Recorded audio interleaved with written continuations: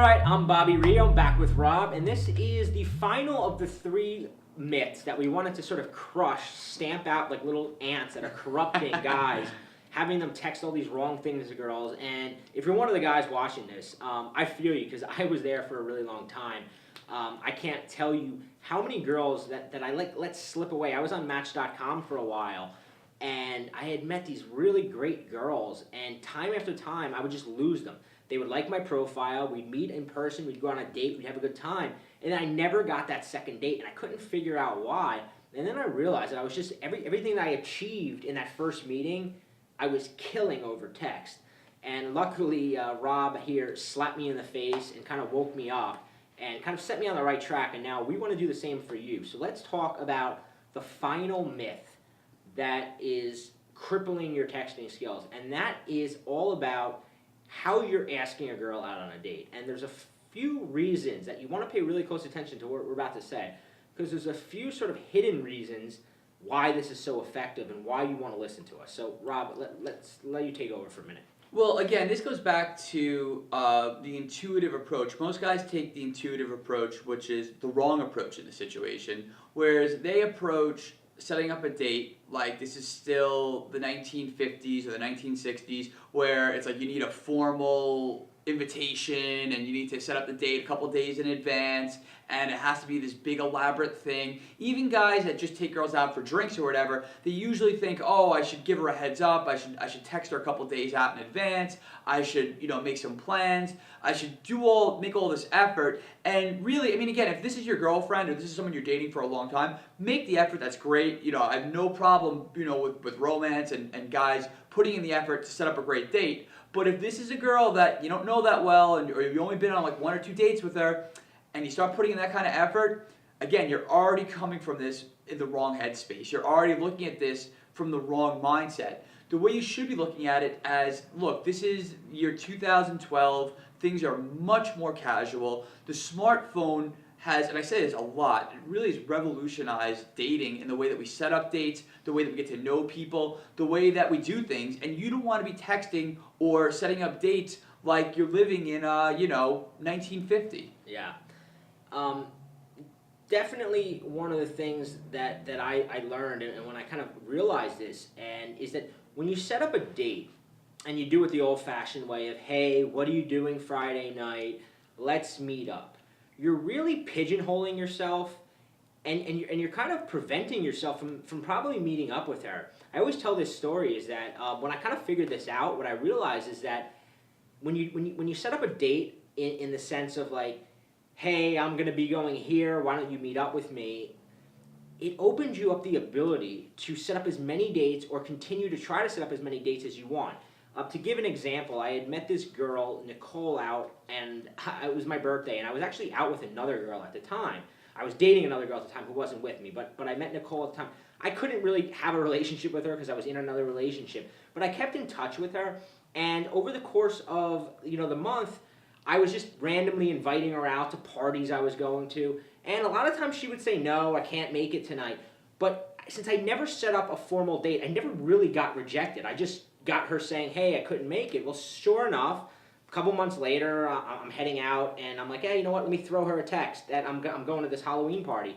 Sure enough, she shows up there and winds up going home with me. Now, had I 3 months earlier asked her out on a formal date, like Rob said, and I know a lot of my students, I get texts all the time from them saying, hey, I asked her out to, I bought tickets to this concert and I asked her if she wanted to go to it with me. And then she said no, and now you're standing there with egg on your face. And listen, getting rejected is nothing to be ashamed of, but it makes it very hard for you from that point to then ask her out again, because now you're putting her in a position to reject you. And now it's like, how many times are you going to do that before you give up? Whereas when you're doing it the way we're suggesting and you're kind of just throwing things out there, you can literally have 10 different girls that you just throw it out there. Hey, I'm going to be here. Why don't you meet me for some ice cream? Hey, I'm going to be here. Why don't we do this? And if they don't respond, I mean, you can go on forever. Yeah, absolutely. And I mean, even the day that you're asking, like you were saying before, a lot of guys say, oh, let's meet up on Friday or Saturday night. Don't set up dates on Friday or Saturday night. Friday or Saturday night should either be time for your friends or time to meet new girls. But the weekend is not really a good time to go out with a girl that you don't know that well. So really, you should be reserving date nights for Monday, Tuesday, Wednesday, sometimes a Sunday. And I'll just give you a quick example that happened literally yesterday.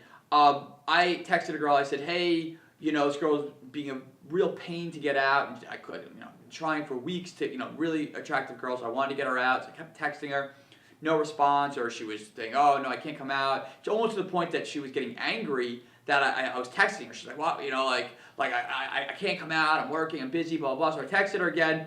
She said, "I'm busy. Whatever." I forgot. I didn't feel like I got rejected. I just, all right, fine, whatever. Went off my day. And sure enough, 11:30 that night, I guess she got out of work early, or she came home, she had a glass of wine, decided that she wanted to meet up with someone, but suddenly I was getting a text from her, "What are you doing right now?" And that, led to a great date that ended, really good.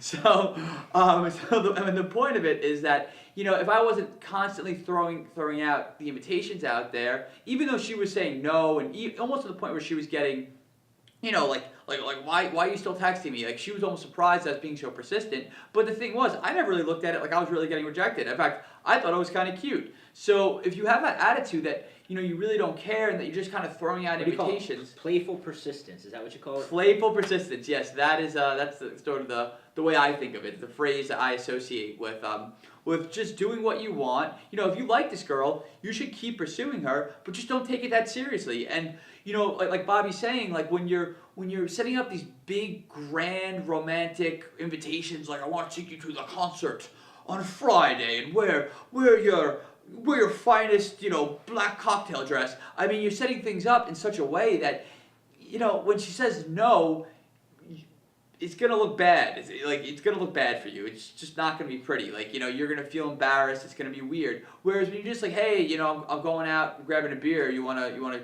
get a drink?" Or, "Hey, I'm gonna," one of my favorite texts. Yeah, sorry. One of the things I think that I really want to nail home for you guys is that women, there's the idea of attraction isn't black or white, and that women's feelings change from moment to moment. They're a lot like guys. Whereas if a girl catches me on the right day, as opposed to the wrong day, like if a girl catches me on a day where I'm hard at work and I'm working on a new book, I'm in the middle of writing a book, and she calls me to meet her for drinks, I may just say no because I don't want to mess up my concentration. But 2 days later, when I finish the book and I'm in a mood to just go out and have a drink, if I get that same text from that same girl, I may be damn well anxious to go meet her. And I think a lot of guys don't realize that you don't know, when a girl pulls out her phone and looks at your text or your invite, you don't know what state of mind she's in.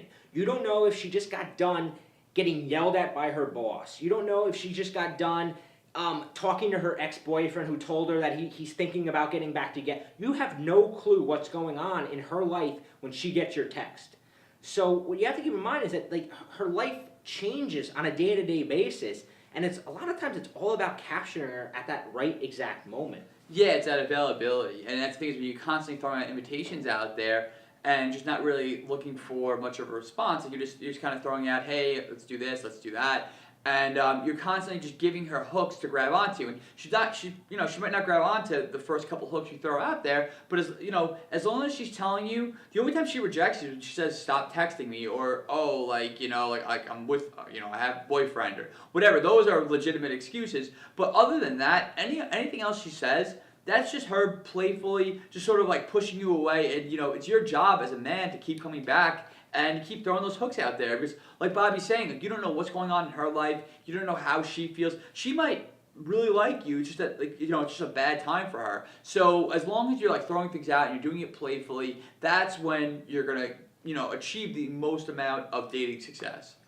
Yeah, and if you click the link below and you watch the video we put out where we talk about this key lock sequence that Rob kind of figured out, it really allows you to capitalize on this. And one of the great things, I'm going to let you describe the key lock sequence because, why should I take credit for it? You originated it, you taught it to me, I've used it and seen the results and love it, but you describe it better than I do, so go for it. Well, the key lock sequence came from a lot of trial and a lot of error. And a lot of error. When I first moved to New York, I was getting a lot of phone numbers and I was not getting a lot of dates, and I was not really meeting up with these girls that I really liked. And it was frustrating, so I was just determined to figure this out. I just said, I have to unlock this. So I tried everything. I tried all different combinations of text, all different types of text. I read dating advice. I tried to text in there. I did all different types of stuff. And eventually I sifted away the absolute most effective way to go about this. And the way to do it is sending just 3 texts. Because you send any more text, you're starting to get annoying, you're starting to get weird, she's starting to wonder why, you're not asking her out. So there's a sequence of 3 texts that you send out. That's this key lock sequence. And the real beauty of these 3 texts is that I found that girls are going to say no to you when they're in a logical state of mind. When you say stuff like, hey, what's up? Logically, she's going to respond, hey, nothing much. Or you say, hey, how you doing? She's going to logically respond, I'm doing okay, or I'm doing well. Whenever you're setting up this dynamic where you're asking these sort of pleasantries, which we talked about, in the video yesterday, you're setting her up to respond to you logically. And when a girl's making a sexual decision, whether to meet up with you, make out with you, go home with you, she's not going to make that decision in a logical headspace. Logical equals no. It's just yeah. It's like when you're going to buy a new car and you logically start thinking about it, and you're thinking about the payments you're going to have to make, and you start thinking about the gas mileage. You always talk yourself into no.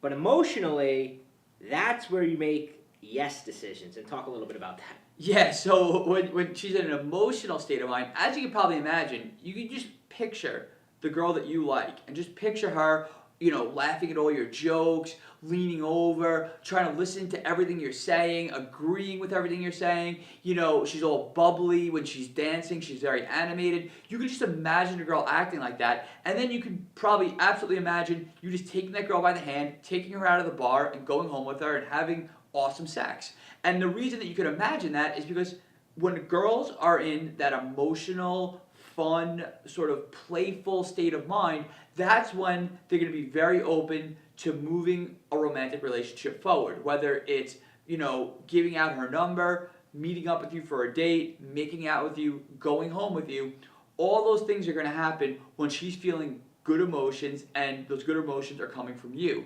And that's what this key lock sequence does, is that it's all predicated on creating the 3 most important good emotions that a woman needs to feel before she's going to feel good about meeting up with you for a date.